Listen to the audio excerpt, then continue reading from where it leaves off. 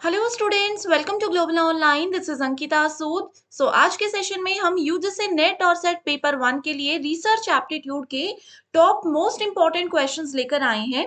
हर एक सवाल आपके अपकमिंग एग्जाम में पूछा जा सकता है, इसीलिए स्टूडेंट्स हर क्वेश्चन के आंसर के साथ आपको मैं इजी एक्सप्लेनेशन भी दूंगी ताकि आसानी से आपके सारे कॉन्सेप्ट्स क्लियर हो जाएं। तो चलिए फिर इसी के साथ आज के सेशन को शुरू करते हैं। फर्स्ट क्वेश्चन है, A hypothesis can be described as, so hypothesis यानी कि परिकल्पना। परिकल्पना के एक सिंपल सा मीनिंग आपको पहले याद होना चाहिए, दैट इज परिकल्पना होता है एक लॉजिकल गेस। जब भी किसी प्रॉब्लम के सॉल्यूशन से बाहर निकलने के लिए या स्टडी के रिजल्ट को ढूंढने के लिए हम कुछ लॉजिकल गेस लगाते हैं, उसको हाइपोथेसिस बोला जाता है। सो हाइपोथेसिस क्या है? It is just a hunch, यानी कि ये एक सिर्फ अनुमान का रूप होता है। नहीं, ये सिर्फ एक गेस नहीं है, एक अनुमान नहीं है, ये एक लॉजिकल अनुमान होता है। तो इस वजह से फर्स्ट स्टेटमेंट गलत होगी।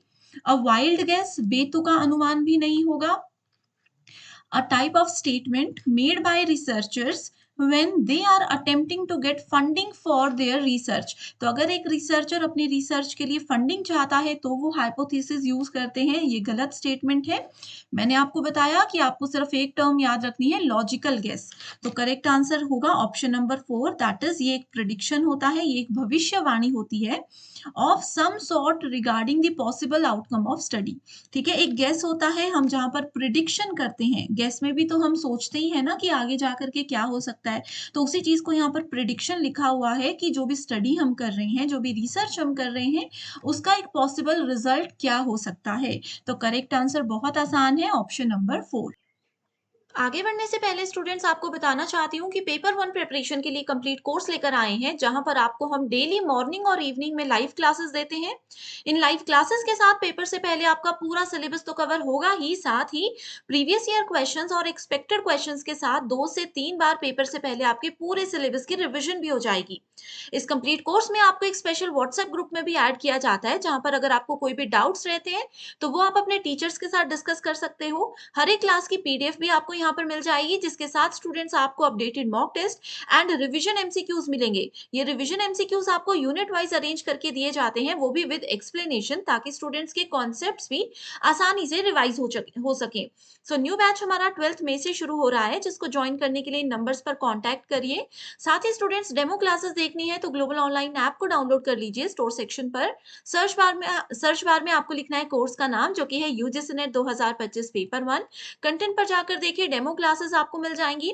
पेपर 1 के रिकॉर्डेड कोर्सेज भी अवेलेबल हैं, ताकि आप अपने समय के अकॉर्डिंग कभी भी किसी भी क्लास को अटेंड कर सकें। साथ ही students live classes, unit wise mock test, ये सब चीजें आप लोगों को ऐप में हम प्रोवाइड करवाते हैं। तो जल्दी से ऐप को डाउनलोड करिए और इस कंटेंट का एक्सेस आप लोग ले सकते हो। Formulation of hypothesis may not be required in what? So hypothesis यानी कि guess करना, फॉर्मुलेशन ऑफ हाइपोथेसिस यानी कि अनुमान जो हम लगा रहे हैं उसको फॉर्मुलेट करना कि कैसा अनुमान होगा। ठीक है, अनुमान लगाना, अनुमान बनाना, इसको बोला जाता है फॉर्मुलेशन ऑफ हाइपोथेसिस। ये कौन से रिसर्च के मेथड में यूज नहीं होगा? Survey method. तो देखिए, सर्वे मेथड में हाइपोथेसिस को यूज किया जाता है। हमें अनुमान लगाना होता है कि ये हम सर्वे कर रहे हैं, कैसी ऑडियंसेस के लिए हमें चाहिए, कैसे हम डेटा कलेक्ट करेंगे, ये सब हाइपोथेसिस यूज इसमें होगा। तो नॉट पूछा है, जिस वजह से ऑप्शन नंबर 1 गलत है। सेकंड ऑप्शन है हिस्टोरिकल रिसर्च। तो हिस्ट्री वो चीज है जो कि ऑलरेडी हो चुकी है। तो जो चीज ऑलरेडी हो चुकी है उसके लिए हमें फ्यूचर में क्या होगा वो गेस करने की तो जरूरत ही नहीं है। तो इस वजह से हमें अपना करेक्ट आंसर मिल चुका है, दैट इज ऑप्शन नंबर 2। ठीक है, इसमें बोला है हाइपोथेसिस की जरूरत कहां पर नहीं पड़ती, तो हिस्ट्री में इसकी जरूरत बिल्कुल भी नहीं होती है। Research hypothesis are a review of current research. जो करंट रिसर्च है, सेम टॉपिक पर जिन लोगों ने अभी रिसर्च की है उसका रिव्यू करना नहीं, इसको बोलते हैं लिटरेचर रिव्यू। है ना, ये हम लोगों ने पढ़ा है, तो ये गलत हो जाएगा। आगे है statements of predicted relationship between variables. जो भी रिसर्च के वेरिएबल्स है, जैसे हमने इंडिपेंडेंट वेरिएबल, हमने डिपेंडेंट वेरिएबल पढ़े थे, उनके बीच में जो रिलेशनशिप है उसको प्रिडिक्ट करना इज कॉल्ड रिसर्च हाइपोथेसिस। ठीक है, आगे वाली स्टेटमेंट बोल रही है it stated such that they can be confirmed और रिफ्यूटेड, यानी कि हाइपोथेसिस को हम या तो एक्सेप्ट करते हैं या फिर रिजेक्ट करते हैं। उसकी पुष्टि की जाती है, उसको क्लियर किया जाता है, यानी कि प्रूव किया जाता है और डिसअप्रूव किया जाता है, जो कि बिल्कुल सही स्टेटमेंट है। तो बी एंड सी दोनों ही करेक्ट ऑप्शंस हैं। That is option number D हमारे पास सही उत्तर होगा। नेक्स्ट क्वेश्चन है, एक तरफ आपको स्टेप्स ऑफ रिसर्च दिए हैं, दूसरी तरफ टेक्निक्स दी हैं। तो देखिए हाइपोथेसिस मेकिंग यहाँ पर बोला है, जिसको हाइपोथेसिस फॉर्मुलेशन अभी तक हम बोल रहे थे। तो इसी से हम उत्तर ढूंढने की कोशिश करते हैं। सो यहाँ पर देखेंगे tabular and graphical representation of data, ये भी नहीं होता है। Drawing a subset from a large set, एक बड़े लार्ज सेट से एक सबसेट बनाना, इसको क्या बोलते हैं? इसको तो सैम्पलिंग बोलते हैं। तो सी को हम सेकंड से मैच करेंगे। ठीक है, सी को हमने सेकंड से मैच कर लिया। आगे है raising pivotal question in a field of inquiry. ठीक है, एक हम इमेजिनरी क्वेश्चन बनाएंगे, जिस भी फील्ड में हम रिसर्च कर रहे हैं उसी फील्ड में एक क्वेश्चन हम लोग रेज करेंगे। ठीक है, उसको बोला जाता है प्रॉब्लम फॉर्मुलेशन। इसको क्या बोला जाता है? Problem formulation. तो ए को हमने थर्ड से मैच कर दिया, तो यहाँ पर आप देख सकते हो ए को थर्ड से मैच कर रहे हैं, सी को हमने सेकंड से मैच किया, यहाँ दोनों जगह पर ये वाले ऑप्शन है। ओके, आगे होता है डेटा एनालिसिस। सो डेटा एनालिसिस बोलता है कि हम डेटा को टेबल फॉर्मेट में प्रेजेंट करेंगे और फिर उसको एनालाइज करेंगे। तो डी का फर्स्ट होगा, और जो हमारा ऑप्शन था हाइपोथेसिस मेकिंग, इसका करेक्ट आंसर है setting up relationship among variables of research. ठीक है, कि जो भी रिसर्च के वेरिएबल्स हैं, चाहे डिपेंडेंट वेरिएबल है या इंडिपेंडेंट वेरिएबल है, उनके बीच में रिलेशनशिप को एस्टैब्लिश करना इज कॉल्ड हाइपोथेसिस मेकिंग। तो करेक्ट आंसर आ गया ऑप्शन नंबर 1। मैं उम्मीद कर रही हूँ स्टूडेंट्स आपको ये क्वेश्चंस एक्सप्लेनेशन सब कुछ समझ आ रहा होगा। अगर आप चाहते हो कि ऐसे ही टॉपिक वाइज पीवाईक्यूज की सीरीज में कंटिन्यू करूं तो मुझे आप बता दीजिए, मैं तभी सीरीज को आगे बढ़ाऊंगी। सो ये इसका एक्सप्लेनेशन भी आप देख सकते हो, जो मैंने समझाया वही सब चीजें लिखी हैं। एक होमवर्क के लिए क्वेश्चन दे रही हूँ, जिसका आंसर मुझे कमेंट करके आप बताओगे कि एक अच्छा हाइपोथेसिस क्या होता है। वीडियो को पॉज करो और इसका आंसर मुझे बताओ। An educated guess about what is controlling some behavior is called what? So देखिए, एक guess करने की बात की जा रही है, तो ऑब्वियसली हमें कुछ भी नहीं सोचना, हमें पता है कि guess का मतलब रिसर्च में हाइपोथेसिस ही होता है। ओके, बहुत इंपॉर्टेंट क्वेश्चन है ये, प्रीवियस ईयर पेपर से ही लिया है मैंने। इसमें बोल रहे हैं रिसर्च हाइपोथेसिस। मैंने आपको थ्योरी सेशन में भी बताया था कि रिसर्च हाइपोथेसिस का मतलब क्या होता है। इसका मतलब होता है ऑल्टरनेटिव हाइपोथेसिस, है ना। So alternative hypothesis can not be directly verified. ये बोल रहे हैं कि इसको हम एकदम से वेरीफाई नहीं कर सकते, जो कि बिल्कुल सही स्टेटमेंट है। हमने पढ़ा था ना कि नल हाइपोथेसिस को ही वेरीफाई किया जाता है कि वो सही है या गलत है, उसको एक्सेप्ट करना चाहिए या फिर उसको रिजेक्ट करना चाहिए। ये सब हमने पढ़ा था नल के केस में।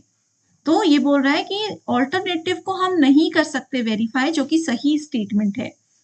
जिन्होंने थ्योरी सेशन देखा है उनके लिए ये बहुत आसान होगा, क्योंकि हमने डिटेल में पढ़ा है। आगे है null hypothesis is useful, is helpful in making a claim by the researcher that his or her findings are not fortuitous or by chance. ये बोल रहा है कि नल हाइपोथेसिस हमें ये क्लेम देता है, या ये क्लेम करने में हेल्प करता है कि रिसर्चर ने, शोधकर्ता ने जो भी अपना फाइंडिंग्स निकाली है, जो भी रिजल्ट निकाला है, वो बाय चांस नहीं हुआ है, वो उन्होंने पूरे अच्छे से एनालाइज करके रिसर्च करके ही रिजल्ट्स निकाले हैं। तो बिल्कुल सही स्टेटमेंट है। तो both the statements are true. And assertion reason में हम क्या करते हैं, रीजन से पहले बिकॉज ऐड करते हैं।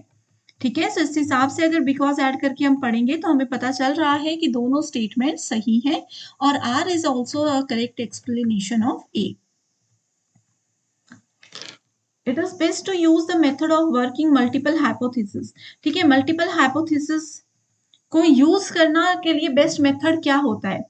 During the final stage of research, research का अंतिम स्टेज होगा तो हाइपोथेसिस गेस लगाकर क्या करेंगे, है ना। जब हम अपने रिसर्च की स्टडी को प्लान करते हैं तो हम हाइपोथेसिस करते हैं।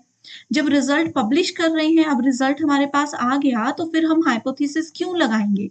तो ये ऑप्शन भी गलत है, नन ऑफ द अबव भी गलत है। तो जब भी हम रिसर्च स्टडी को प्लान कर रहे होते हैं, समझ रहे होते हैं कि हम रिसर्च कैसे करेंगे, कौन सा प्रोसेस यूज करेंगे, कौन सा मेथड यूज करेंगे, तो उस समय हम क्या करते हैं, हाइपोथेसिस को यूज करते हैं। ये चीज हम लोगों ने स्टेप्स ऑफ रिसर्च में भी पढ़ी थी।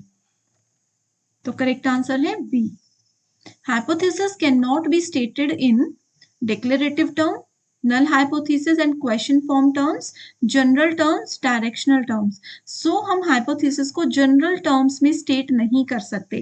क्यों? क्योंकि इसको हम logical terms में ही हमेशा state करते हैं। A research hypothesis, that is alternative hypothesis की बात हो रही है, has to be tested with the help of null hypothesis, जिसको कि H0 से represent किया जाता है। तो ये वाली स्टेटमेंट बिल्कुल सही है ना, कि हम ऑल्टरनेट हाइपोथेसिस को टेस्ट करते हैं। वैसे तो इसको टेस्ट नहीं किया जाता, लेकिन फिर भी इसको अगर हम एक्सेप्ट कर रहे हैं या रिजेक्ट कर रहे हैं, ये सिर्फ किसकी हेल्प से होता है, नल हाइपोथेसिस की हेल्प से होता है।